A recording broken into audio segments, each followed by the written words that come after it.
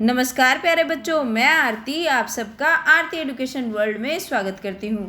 बच्चों, आज की इस वीडियो में हम आपकी कक्षा 10 की विषय हिंदी की कार्यपत्रक नंबर 59 पढ़ेंगे, जिसकी तिथि है 23 नवंबर 2020। बच्चों, आज जो हम पढ़ने वाले हैं पाठ का नाम है माता का आंचल, जो आपकी कृतिका किताब से लिया गया है। कृतिका जो आपकी पाठ्य पुस्तक है उससे लिया गया है। बच्चों, नीचे दिए गए अंश को ध्यानपूर्वक पढ़कर पूछे गए प्रश्नों के उत्तर दीजिए। तो अब हमें ये जो अंश दिया गया है इसको ध्यान से पढ़ना है और नीचे उसमें कुछ प्रश्न दिए गए हैं, उनके उत्तर करेंगे। चलिए पढ़ते हैं। अब हम कृतिका भाग 2 के पहले पाठ माता का आंचल का अध्ययन करेंगे। इसके रचयिता हैं शिव पूजन सहाय। कौन है? शिव पूजन सहाय। यह पाठ उनके द्वारा लिखा गया उपन्यास देहाती दुनिया से लिया गया है। ये जो आपका पाठ है माता का आंचल, उनका एक उपन्यास है। किसका? शिव पूजन सहाय का उपन्यास है देहाती दुनिया, जिससे ये आपका पाठ लिया गया है। देहात का अर्थ होता है ग्रामीण, है ना। कहते हो ना कि बड़ा देहाती है, तो देहाती किसको? गांव वाले को बोलते हैं। तो क्या हो गया? ग्रामीण। सन 1926 ईस्वी में प्रकाशित यह हिंदी का पहला आंचलिक उपन्यास माना जाता है। ठीक है, क्योंकि 1926 में प्रकाशित हुआ था, तो ये पहला माना जाता है कि आंचलिक उपन्यास है। अब आंचलिक क्या होता है ये समझिए। आंचलिक शब्द का अभिप्राय है एक अंचल। अंचल मतलब एक क्षेत्र विशेष की जब हम कोई सामाजिक, सांस्कृतिक, धार्मिक, आर्थिक तथा उसकी आर्थिक आदि परिवेशों का चित्रण करते हैं, मतलब उसकी सारी चीज़ों को बताते हैं। कोई एक क्षेत्र विशेष है, कोई एक एरिया है, कोई एक अंचल है, तो उसका जो क्या उसकी सोशल मतलब क्या उसकी सामाजिक परिवेश है, कैसी सोसाइटी है, कैसे लोग रहते हैं, क्या उसकी संस्कृति है, कैसे उनके धार्मिक विचार हैं और आर्थिक स्थिति उनकी कैसी है, इन सभी चीज़ों का जब चित्रण करते हैं तो उसको बोलते हैं आंचलिक। और ये पहला आंचलिक उपन्यास माना जाता है जिसमें इन सब चीज़ों का चित्रण किया था। हिंदी साहित्य में स्मरण शिल्प में लिखा गया यह पहला उपन्यास माना जाता है। और हिंदी साहित्य में ऐसा भी बोला जाता है कि स्मरण शिल्प जो होती है, स्मरण शिल्प में ये सबसे पहला उपन्यास लिखा गया था। स्मरण शिल्प कहने का क्या तात्पर्य है? स्मरण जो शिल्प है उसका कहने का क्या मतलब है? स्मरण शिल्प किसे कहेंगे? अपनी स्मृति अथवा याददाश्त पर आधारित घटनाक्रमों के आधार पर लिखा गया है। समझ रहे हो कि उनकी जो स्मृति थी, जो उनकी याददाश्त थी, उस पे आधारित जो उनको घटनाक्रम याद आए, कैसे कैसे घटना घटी, उस पे जो लिखा उसको बोलते हैं स्मरण शिल्प। ठीक है।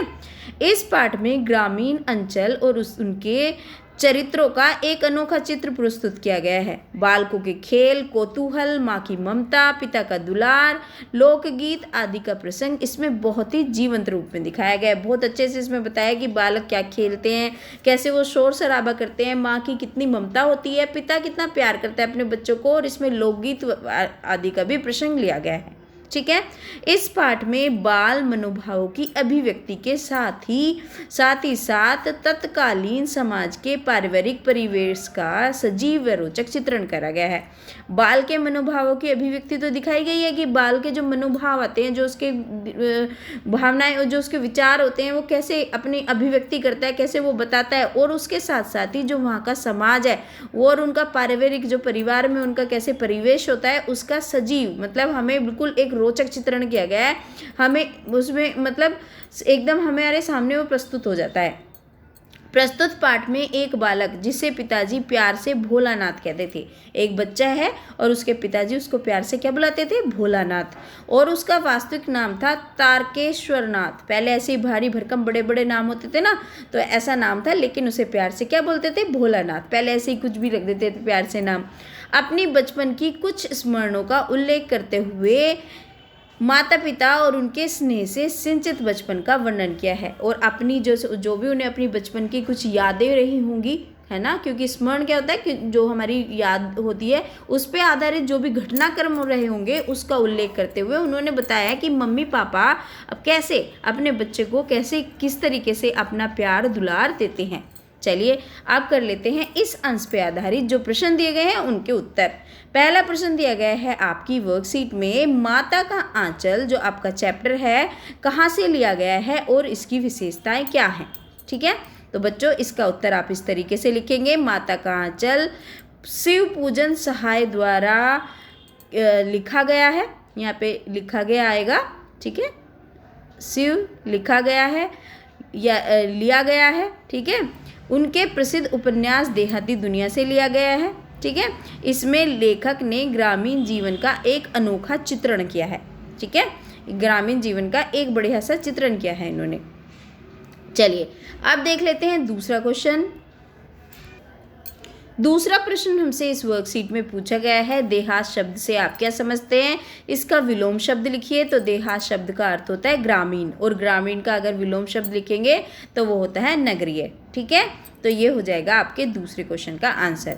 अब देखते हैं तीसरा प्रश्न क्या है, आंचलिक शब्द से क्या अभिप्राय है? तो आंचलिक शब्द से अभिप्राय है एक अंचल, क्षेत्र विशेष, अंचल ओब्लिक कर लीजिए, क्षेत्र विशेष की सामाजिक, सांस्कृतिक, धार्मिक, आर्थिक और परिवेशों का चित्रण करना, ठीक है। इन सब का परिवेशों का चित्रण करने को हम क्या बोलते हैं? इसको बोलते हैं आंचलिक शब्द से इसका तात्पर्य है, ठीक है।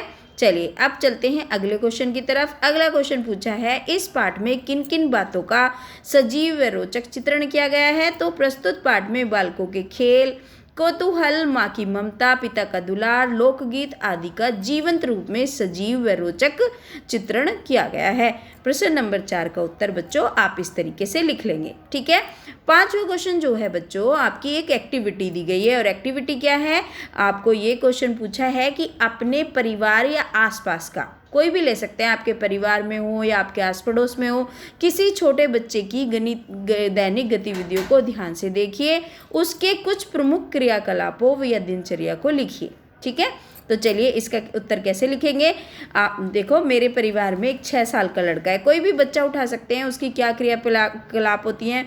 वह सुबह अपनी मम्मी के साथ ही उठ जाता है, जो भी घर में काम करते हैं सबकी नकल करता है। बच्चों ये आप ना 4 साल का कर लीजिए, क्योंकि छोटे बच्चा पे ज़्यादा सूट करेगा, 4 नहीं 4 साल का है एक्चुअली बच्चा।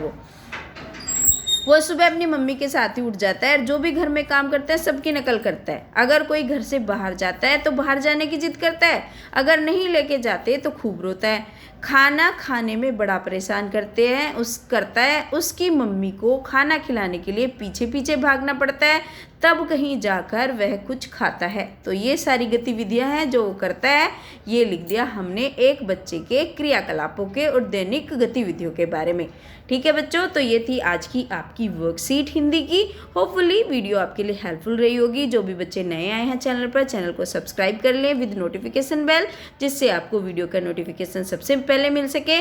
और बच्चों, जिन बच्चों ने अभी तक लाइक नहीं करा है, वीडियो को लाइक कर दें। मैं देखती हूँ कि बच्चे लाइक बहुत कम करते हैं, पता नहीं क्यों।